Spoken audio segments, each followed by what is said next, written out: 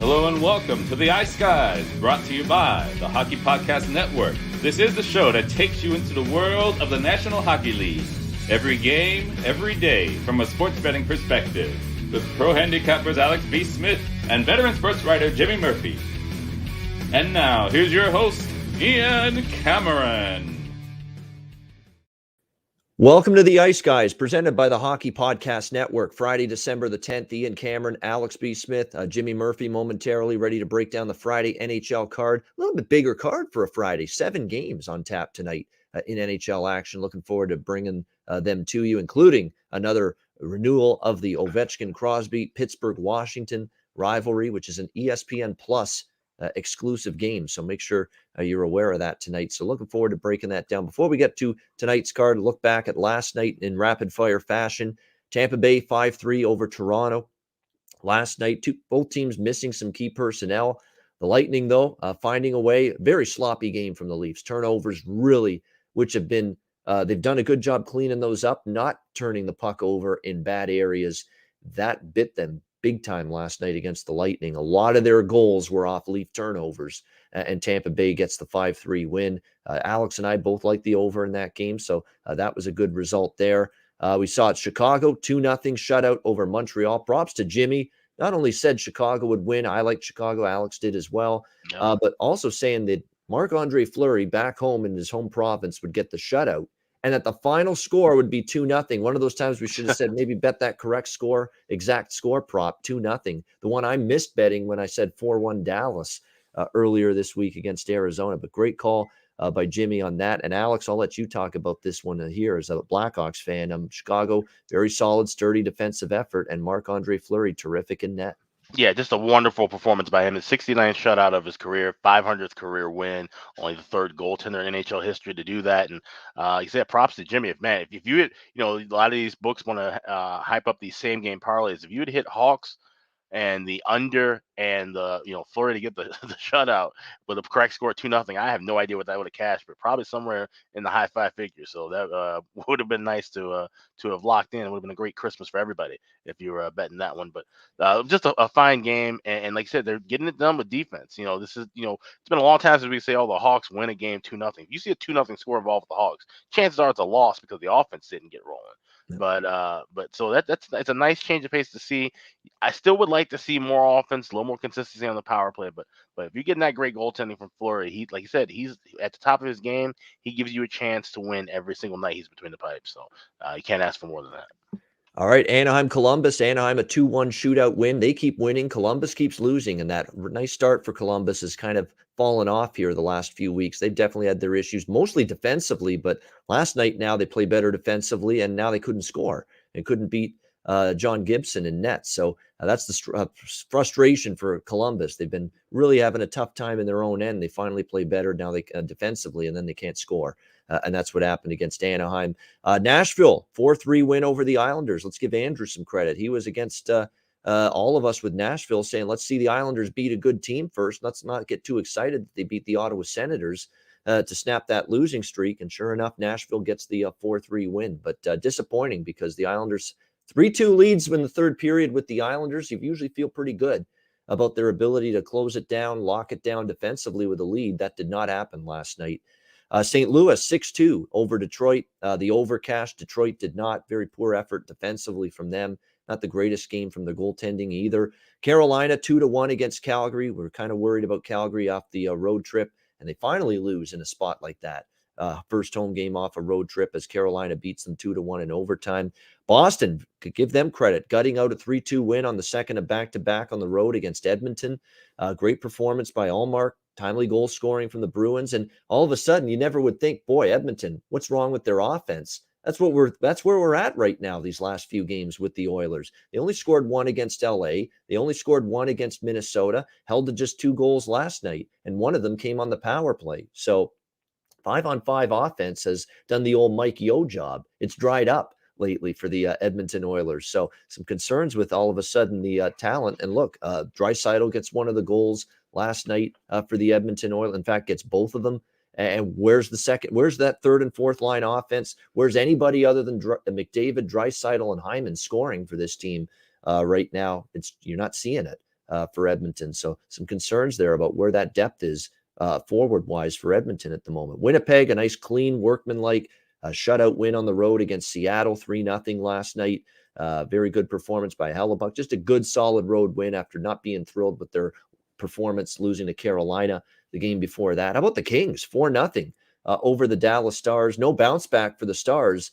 And, streaky bunch. They had that great win streak. Now all of a sudden back-to-back losses for them, Vegas and LA. If they lose the next game, Alex, it's time to start getting concerned again, because we know this team is capable of that big win streak. But remember, they were also struggling to find any sort of wins. Are they sort of going to show signs of going back in the other direction here? Well, 2 straight losses. We'll see if they can right the ship when they play San Jose on Saturday night. And the final game last night on the slate, Minnesota 5-2. They just continue to put up goals in bunches. This Minnesota Wild team, very happy to have cashed the Minnesota team total over last night as my best bet on the show. The game went over the total as well. The Wild just continue to be an offensive machine. And look, as long as they keep doling out these 3.5s on the Minnesota team totals, hard to ignore betting overs.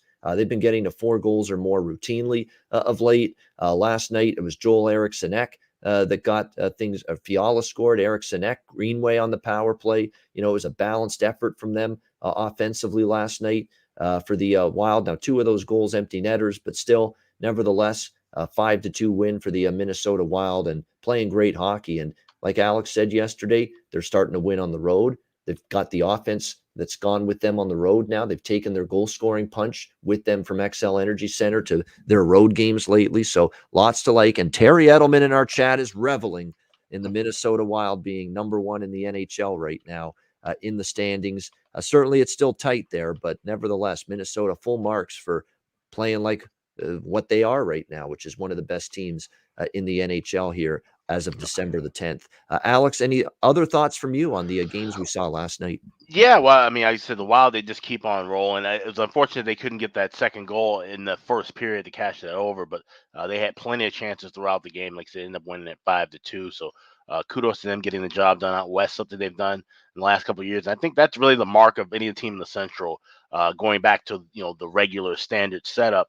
You can win out west. We saw that with the Hawks in the early 2000s. We saw it going back with the Wings in the 90s.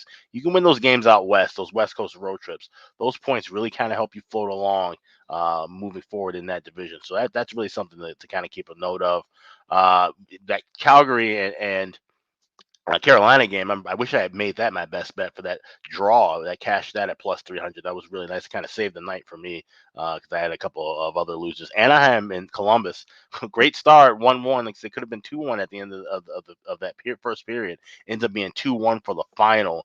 So that's interesting. Want to keep note for tomorrow too. Anaheim ending that road trip. We've been talking about like teams at the end of road trips have not done well, especially West Coast going east. So possibly John Gibson going again in his hometown of Pittsburgh against the Penguins, who are playing tonight. So it might be a spot for an over potentially. So those are the things that stuck out with me that circle for the evening. Yeah, those have been the 2 things with the West Coast teams finishing a trip out east and the East Coast teams finishing a trip out west. They usually are not teams you want to bet on, and usually you want to look for sloppy play, higher scoring games, and you also look for the over. So we will see if that's the case with Anaheim. You're right, on Saturday. But before we get to Saturday, we have a Friday to get through.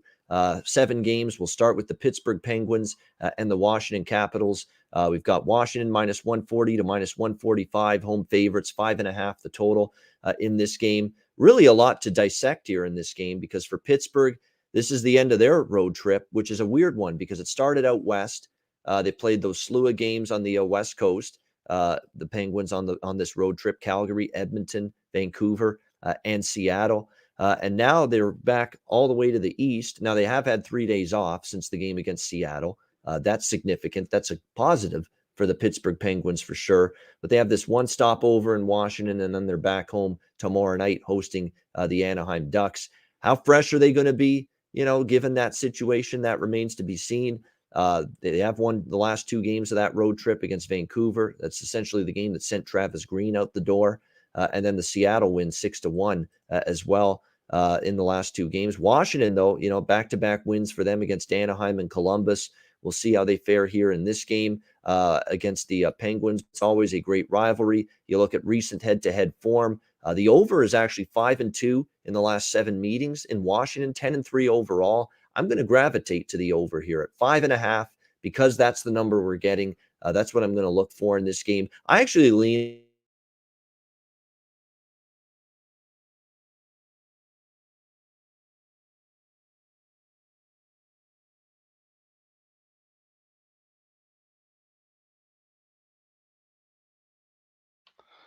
issues here with the Capitals. I mean, they put Trevor Van Riemsdyk, Nick Dowd, Garnet Hathaway, among others, on COVID protocol.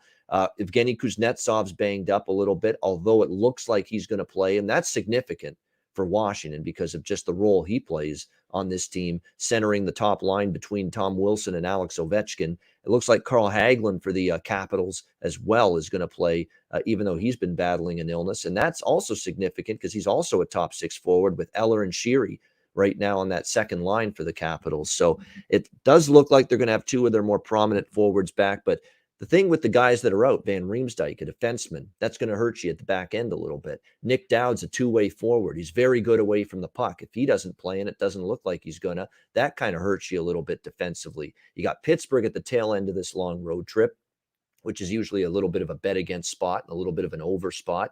So that's why I lean Washington here, as well as the over. I'm just going to lean with Washington. I will make the over, though, 5.5, an official play here in this one with the Capitals and Penguins. Alex, ESPN Plus exclusive here, Washington, Pittsburgh. Yeah, and this is really a game they should have. This is why I for the life of me don't understand with that ESPN deal why ESPN2 didn't get any games. This definitely should have been a cable game, in my opinion, but I digress.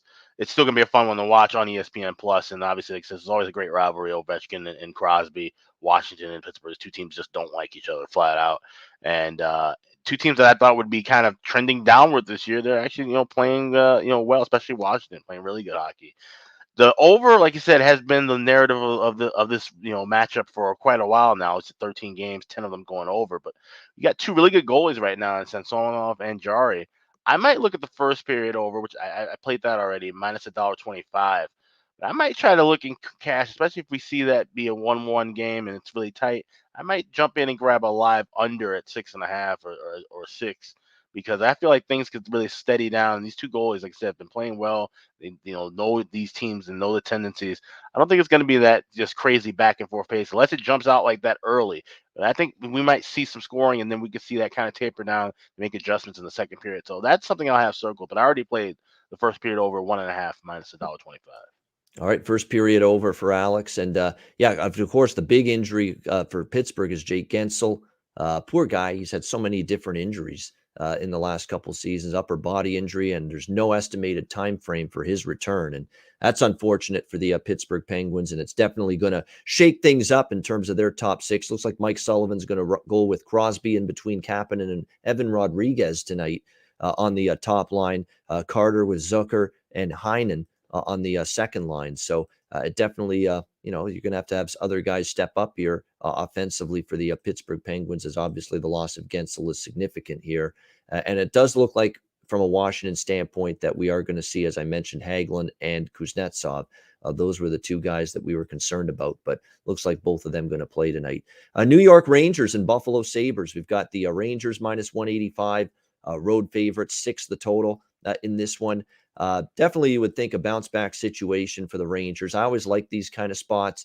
You get a really good team and look, Rangers have been playing very good hockey. You get them off a game that they weren't too thrilled about, like Colorado the other night, 7-3, although tough spot for the young kid, right? Adam Huska got the start in net for the Rangers there. And I think it's a situation where, the tough spot against one of the hottest scoring, best offensive teams in the NHL, and they absolutely lit them up for 7 goals. The Rangers and Gerard Gallant talking about cleaning up the mistakes, being better defensively, and even if they're just a little bit better defensively, they're probably capable of winning this game and shutting down the Sabres, who have just scored 2 goals in their last 2 games. They got shut out by Anaheim 2-0 in their last game. So the Sabres, again, offensively, they've had a tough time the last couple of games.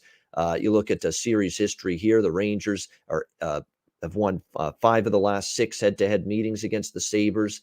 Here in Buffalo, they're 10-4, the New York Rangers, in their last 14 visits here to Western New York to take on the Sabres. You would expect, sometimes, like I always say, if you're going to beat the bad teams, you want to see if that superior team is focused. And I think they should be here. Like they go home on Sunday to play Nashville, the New York Rangers. It's not a back-to-back. It's not a look ahead. They're off a game that didn't sit well with them. The loss to a Colorado the other night. This is a spot where you just expect the Rangers to bounce back off a loss. They've been pretty good at that, to take care of business here as the superior squad in a matchup like this. So for me, it's going to be New York Rangers minus 120 in regulation in this one. Not going to overcomplicate it, overthink it.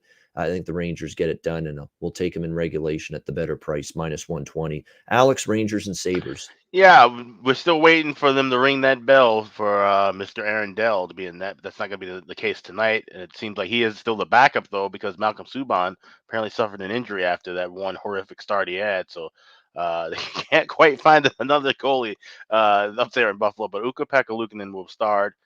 And I think this kid's got a high ceiling. He's going to have a bright future at some point. He's got great size. He's got to work on controlling his rebounds. He's still 22, but in this spot, the only way I could look would be Rangers and regulation as well. That's a cheap price. I think laying $1.20.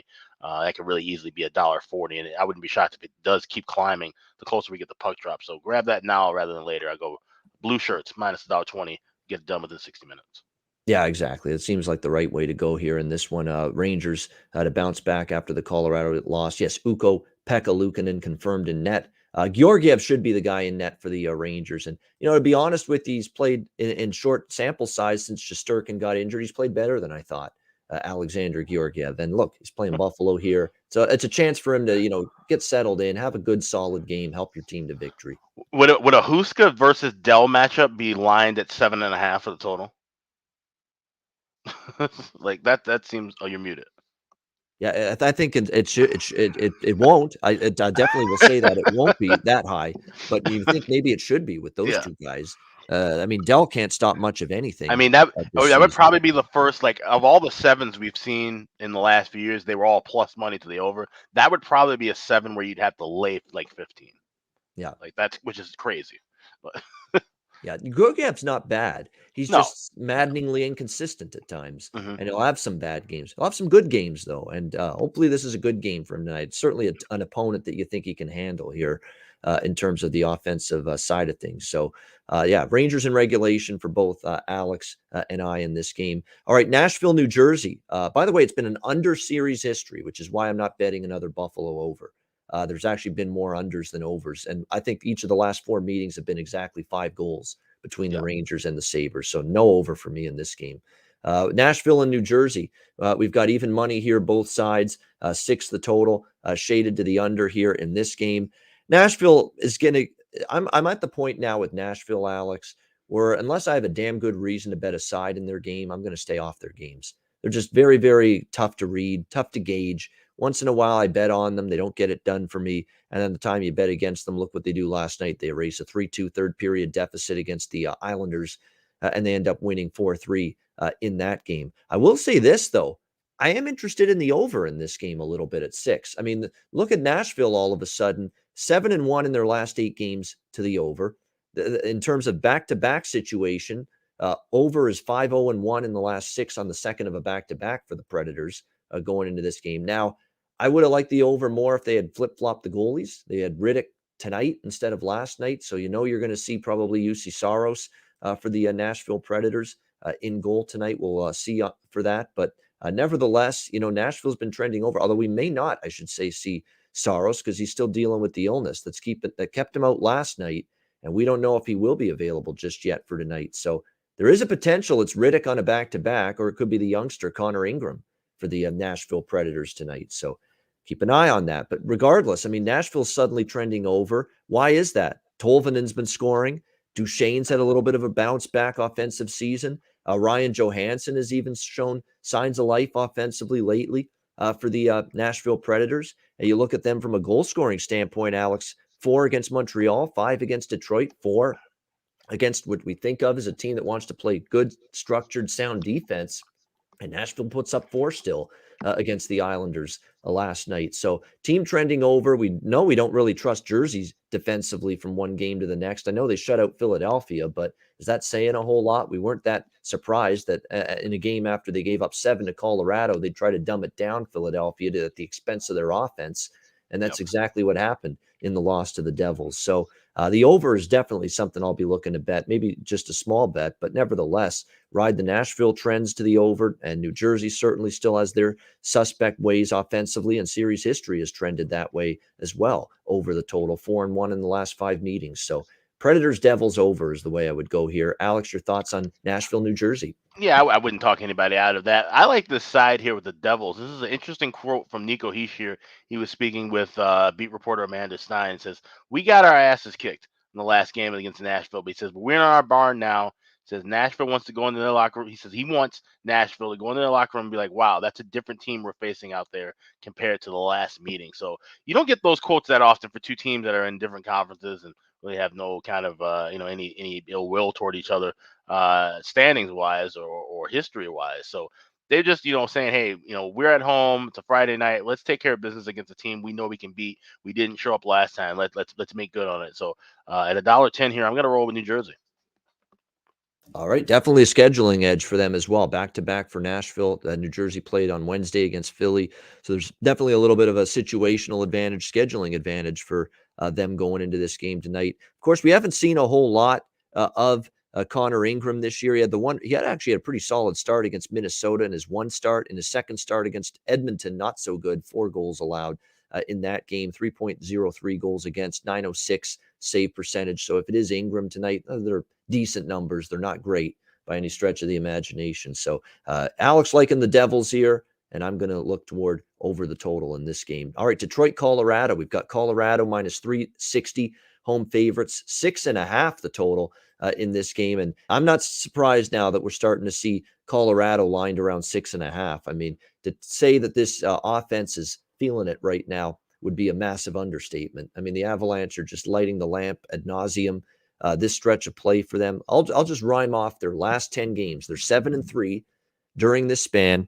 I'll rhyme off the goals that they have scored here. 7, 7, 5. They had the one game against Dallas where they were held to 1 goal. And then after that, they scored 6, 8, 4, 6, 7, and 7. So it has been an impressive display offensively for the Colorado Avalanche during this span. You know what I'm going to look at here from a goal scoring prop standpoint. We cashed the other night against Philadelphia, as well as the Rangers. I don't know about the Philly game. The Ranger game is the one we cashed a goal scorer prop with this guy. You can look at McKinnon. You can look at Rantanen. You can look at Landeskog. I wouldn't talk anybody out of that, but I like to go to the bargain bin. I like to go for a little more bang for my buck and the plus price payout. And right now, that's Alex Newhook for the Colorado Avalanche. The rookie is playing well. He's getting more minutes. He's on a really good goal scoring surge right now for the Avalanche going into this game. And keep in mind, Naz Kadri is out tonight for the Avalanche. So even more of an opportunity, I think, for a player like Alex Newhook to be able to step up into the lineup and be able to find the back of the net. He's now on a 3-game goal streak. He's had 7 shots on goal in those 3 games combined, scoring against Ottawa, Philly, and the Rangers. And again, you're getting Newhook at a better price than a lot of the other Colorado forwards, and he's been every bit the impact player offensively as some of those others. You can get plus 275 right now tonight on Alex Newhook. So I'm definitely interested in that against a Detroit team that's in a really tough spot. It doesn't get much tougher in the NHL, Alex, than the back-to-back when you got to play in the thin air and high altitude of Denver on the second night of those back-to-back games. And that's exactly what we've got here for the Detroit Red Wings, following up a 6-2 loss last night to the St. Louis Blues. Detroit now has gone over the total in 4 straight.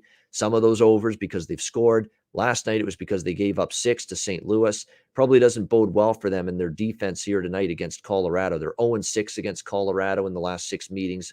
Lost 4 straight here in Colorado. And here's more over trends that point toward high scoring here. I mean, 6-0 to the over for Detroit on the second night of back-to-back games in their last 6. 3-1-1 to the over in the last 5 here in Denver. So, yeah, it's 6.5, but I'll have a small bet here over the total. And I was going to actually like the Colorado team total even more, But then I was stunned to see 4.5. We don't see 4.5 team totals very often. And I got, look, for all of us here on this show, we criticize odds makers for being slow to react.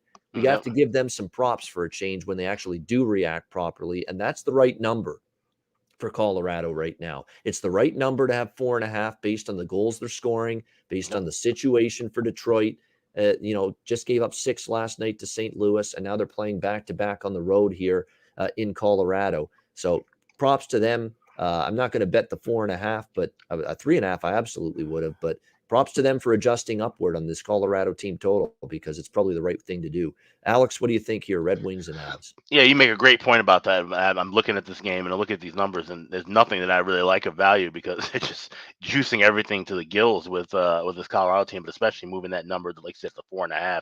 I would still be more inclined to play that than 6.5, because okay, we can get a 5-0 win here from Colorado that kills that 6.5, but you get your plus price cash with the 4.5. So I'm gonna stay away from this game. I might look to jump in live.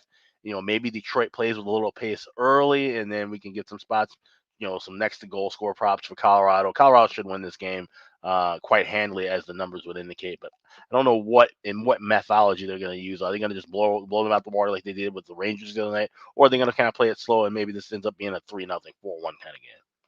Yeah, this is a good night maybe for some of those Avs props. Logan O'Connor, put him on my prop sheet as well tonight. Plus 300, scored twice against the Rangers on Wednesday night, and he's someone we've talked about. His shots on goal, he's shooting the puck constantly. At some point, the puck is going to start going in the net for Logan O'Connor. It's starting to happen now for him with Colorado, so there's another goal scorer prop to consider in this game tonight between the Red Wings and the Avs. All right, Florida, Arizona. Next game on the slate here, we've got Florida minus 300, road favorites, another huge favorite here, 6 the total in this one between the Panthers and the Coyotes.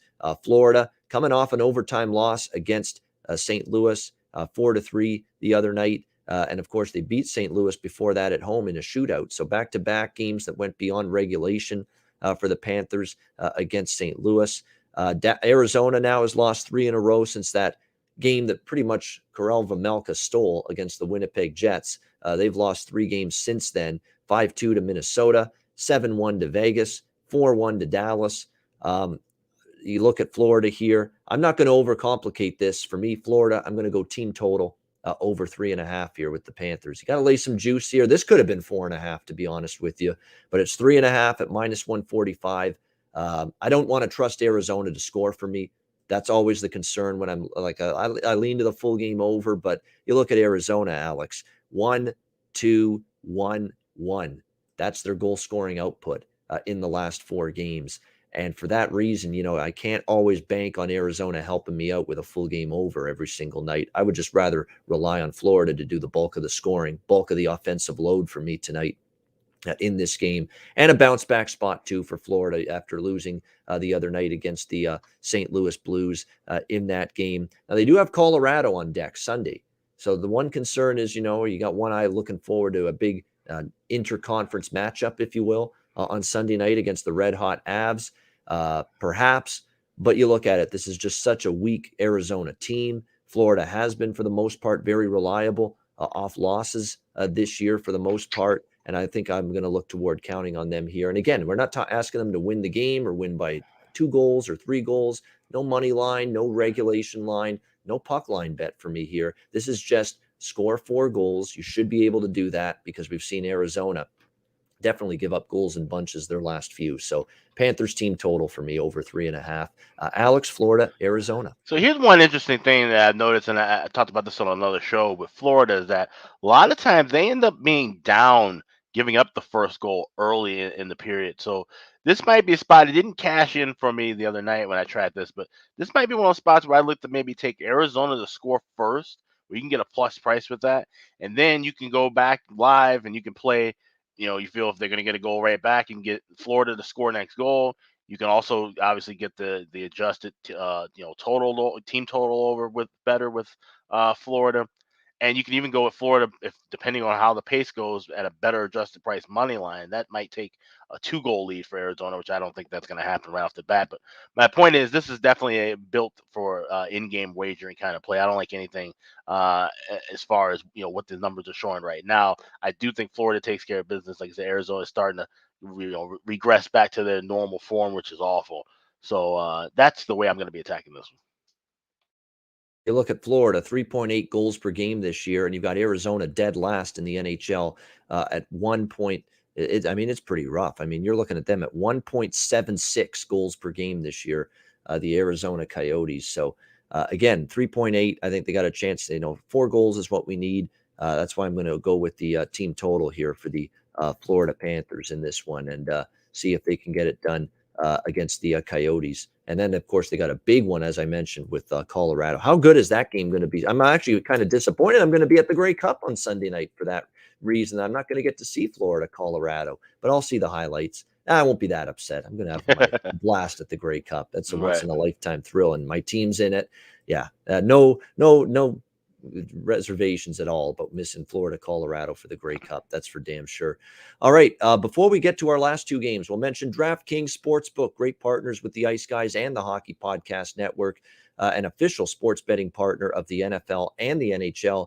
All you'll need to do to be a winner this weekend with DraftKings Sportsbook is 1 point to be scored in an NFL game. New customers who bet just $1 on any NFL team to score can win $100 in free bets. It's that simple. If DraftKings Sportsbook isn't available in your state, you can still play for huge cash prizes all season long with DraftKings daily fantasy sports contests. DraftKings giving all new customers a free shot at millions of dollars in total prizes with their first deposit. Download the DraftKings Sportsbook app now. Use promo code THPN. Bet $1 on any team to score and win $100 in free bets. If they score, you score with promo code THPN this week at DraftKings Sportsbook, an official sports betting partner of the NFL and NHL. Must be 21 years of age or older. Must reside in a DraftKings Sportsbook state. New customers only. Minimum $5 deposit and $1 wager required. 1 per customer. Restrictions apply. See DraftKings.com/sportsbook for details. Gambling problem? Call 1-800-GAMBLER. Download the DraftKings Sportsbook app. Sign up for an account and use the promo code THPN. All right, we move on to Philadelphia and Vegas. The Vegas Golden Knights -250 home favorites in this game. The total is 6, shaded to the over in this one. 0 for 2 in the Mike Yeo era with the Philadelphia Flyers, at least as the interim coach. They try to overcompensate and they just lose both games. They try to open it up against Colorado, of all teams, to decide, let's open the game up and try to trade chances and move the puck quick and try to play with extra pace and tempo. And they end up getting run over, giving up 7 goals in that game, even though they scored 5, which was nice. That's an offensive onslaught for a Flyers perspective. 5 goals in that game, but did them no good, giving up 7 at the other end in that loss to the Avalanche. And then they decide, all right, we've got to look at our defensive play now after that loss. And now all of a sudden the defense a little bit better, but now they can't score against New Jersey 2 nights ago, and they end up getting shut out 3-0. So yeah, with these teams that are just in this ridiculous funk, like the Philadelphia Flyers are, they've now lost 10 in a row. It would be 11 if they lose this game tonight. They've been outscored, by the way, 47-18. Been outscored. They're -29 in the goal margin during this 10-game losing streak. So it's been brutal. We're just laughing our ass off here, Alex. I know the Flyer fan ain't laughing right now. No. It has just been absolutely awful for them. And now you got to play a Vegas team that's about as healthy as they've been all year, that is playing some really good hockey. 3 straight wins against Arizona, Calgary, and a comeback win against Dallas. Yeah, it's a pass for me. Like, I'm not betting the game. It's just there's not a whole lot of value you can expunge here from the extract, I should say, from the Vegas Golden Knights. The puck line is minus. You could maybe go with that -1.5 plus 100. I guess I would lean that way. Puck line at even money here in this game. I'm going to stay off it, but obviously, for obvious reasons, I want no part of the Philadelphia Flyers right now. Alex, Flyers and Golden Knights. Just imagine being on a 6 or 7 game losing streak, and all of a sudden your team goes, you know who should coach this squad? Mike Yeo. Like that's just hilarious to me. I feel bad for Flyers fans, honestly, because like I said, this is going to continue to get worse and worse as they move along. So I'm going to go with Vegas first period puck line. You actually getting a plus price there, plus $1.20. Laying the half a goal. Vegas should be able to take care of business right off the bat and just kind of coast, probably get a 4-1 win. We might see 2 goals early, but I don't know. I just don't feel comfortable enough to lay in $1.35 with the first period over. I've gotten burned with some Vegas first period overs as of late. So we'll just go with the first period puck line plus $1.20. Like I said, I can't imagine much fight, especially if they try to, like I said, they're in this, they're like a seesaw. They want to try to play with pace, but then they want to do it against the fastest team in the league. Then they want to try to dumb it down and play slow. Then they do it against a team that couldn't care about scoring a bunch of goals with New Jersey. They can't figure it out. It's like they can't figure out. They have no idea who their opponents are night to night. So it's insane. You can't do anything with Philly other than fade them in some form or fashion. So we're doing that with Vegas first period puck line. Yeah, and Claude Giroux says we have no identity. He looked totally disheveled after the New Jersey He's game. right. He's absolutely right. He's right. There's no identity. You're right. We try to be offensive against Colorado. We try to be defensive against New Jersey. And guess what? We lose both games. So we have no identity. We're going back and forth one game to the next. And I'm reading some of the stuff that Yo is saying. He says, if we're sitting here and we're looking at the losses that are piling up and the streak that we're on right now and all the stuff that's happened, then we're really not looking at what's ahead of us. Yeah, but you're looking ahead and you're changing up the game plan one game to the next. It's run and gun one game and Katie bar the door hockey the next game. Did the New Jersey Devils in the 90s deviate from neutral zone trap and left wing lock hockey? No. Why? Because that was their identity. That was their style, and they stuck to it every game. You just can't throw shit at the wall and say, I'm going to be pushing the pace one game and I'm going to try to tighten it down and play a shutdown, lockdown hockey and ultra conservative the next. So it's got nothing to do with the, not looking at what's you got to look at what's ahead. You're the coach, man. You're supposed to be looking at what's ahead. Stick to one style of play and stick to it for more than a game. If you lose, stick to it. Give your team a chance to get better playing that style that you want to play. Don't just go to a 360-degree turn to play a completely different way. That's not going to help things. You and me and every single person watching this right now, we all know of at least one, if not 2 coaches who didn't get a fair shake in the NHL as a head coach. And this bozo has his 3rd team now that he's running and just has no idea what he's doing. It's amazing. No, it is. It's unfortunate here. And the Flyers, obviously tough times. And now it's not going to get any easier playing, obviously, the Vegas Golden Knights tonight. No question about that. Winnipeg, Vancouver, our final game on this Friday slate. We got the Vancouver Canucks minus 135 to minus 140. Home favorites, 5.5 the total in this one across the board. The Winnipeg Jets, second a back-to-back for them. They enter this game off a 3-0 shutout win last night in Seattle. Against the Kraken. Very solid game from the entire team. Goaltender on out. Pretty good performances all around for the Winnipeg Jets. But now second night of back-to-back games, and now they're taking on what's a little bit of a resurgence here in Vancouver with the Canucks in 2 games following the firing of Travis Green, bringing Bruce Boudreau on board. And boy, I mean, you talk about you can't start a coaching tenure with a team better. Not only do you win 4-0 against LA, 2-1 in a shootout against Boston, but look at where's this defense come from for the Vancouver Canucks? They're actually playing with some structure, playing sound in the defensive zone. It's been a while since we've said that. Now, they did give up a power play goal to Boston, and we know their penalty kill has been a problem, but still, they've only given up 1 power play goal and 6 times shorthanded since the coaching change, which is still a big step in the right direction compared to how bad that penalty kill was before. We'll have to wait and see if they can keep it rolling here. This is going to be tougher. Winnipeg, is playing some good hockey, 4-2 in their last 6 games, but obviously it's not the greatest of scheduling spots whatsoever here for the Winnipeg Jets. And they have really played well against Vancouver. That is a concern. Look at the head-to-head matchups, 7-3 for Winnipeg, or 6-4 in the last 10 head-to-head meetings, 8-1 in their last 9 visits here to Vancouver. So they have definitely had their share of success, the Winnipeg Jets here in Vancouver in recent games. But I'm inclined to just keep riding Vancouver in this spot here. I mean, we took them against LA. We took them against Boston. We had the inkling that maybe this team had the chance, to go on a little bit of a streak here following the coaching change. They've done that. It'll be Eric Comrie, by the way, in net tonight for the Jets, which I expected after Hellebuck was in net last night. The numbers are actually not bad this year. 3-2, 2.49 goals against average, 913 save percentage. But I will say this, though, a lot of those better performances earlier in the year for Comrie, the last 2 not as sharp. He actually lost to Vancouver back on November 19th with Comrie in net, 3 goals allowed, and then he gave up 3 against Minnesota as well in his last start. So it's been a little bit more of a drop-off, just a slight drop-off, but nevertheless, a little decline for Eric Comrie in his play.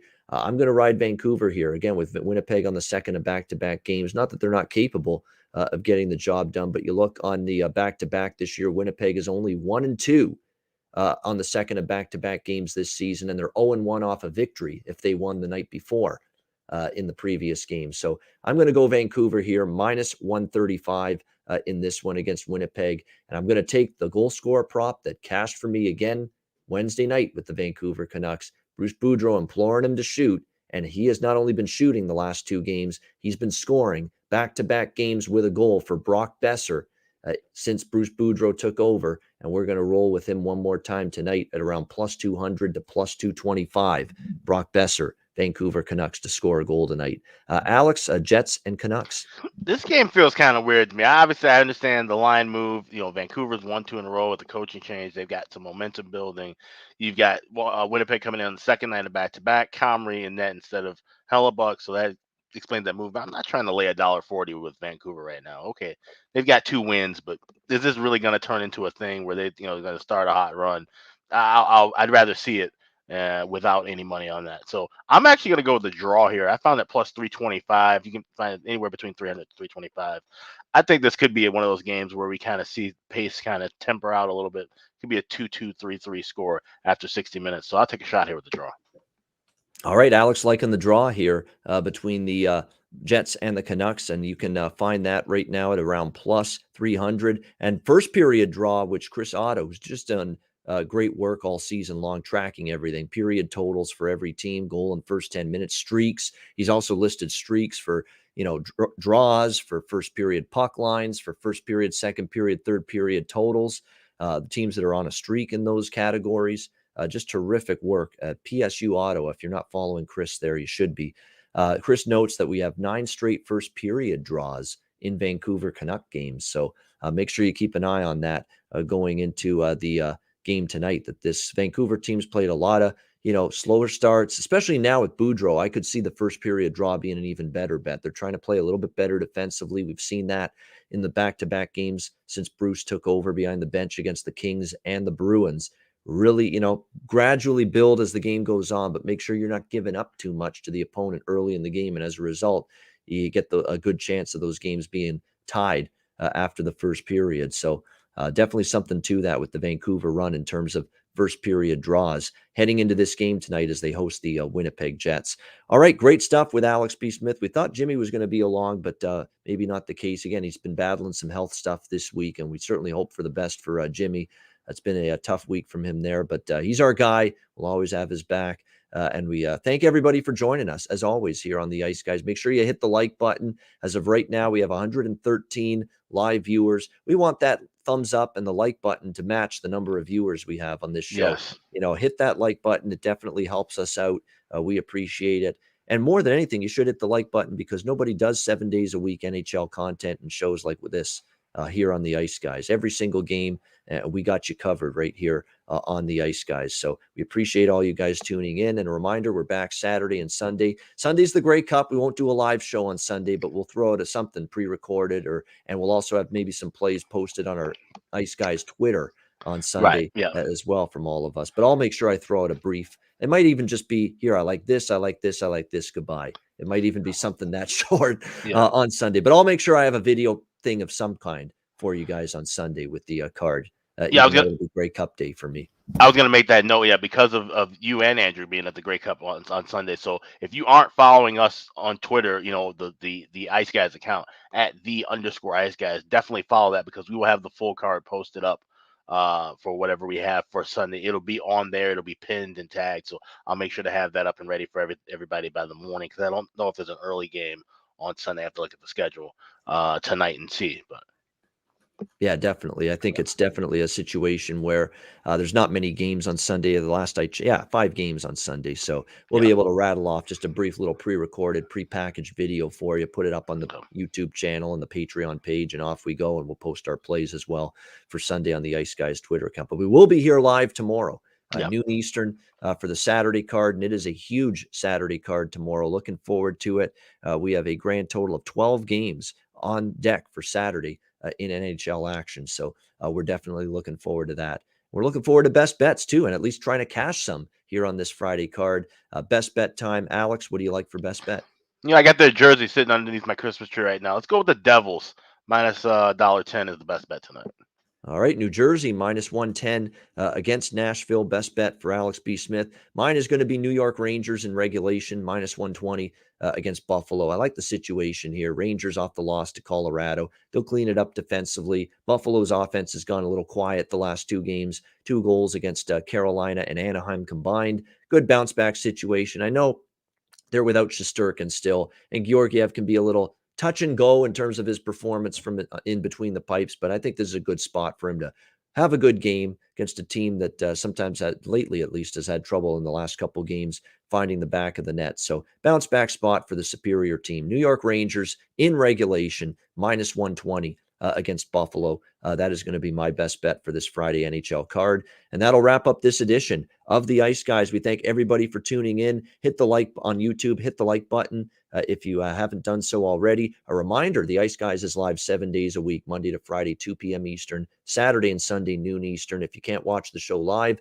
download the Ice Guys podcast in audio form on all major podcast platforms, Google Podcasts, Apple Podcasts, Spotify, Stitcher, and iHeartRadio. Download the podcast whenever you can't watch the show live. For Alex B. Smith, I'm Ian Cameron. Have a great Friday night. Enjoy the games and good luck. And we will talk to you again tomorrow on Saturday to break down the massive Saturday NHL card right here on the Ice Guys, presented by the Hockey Podcast Network.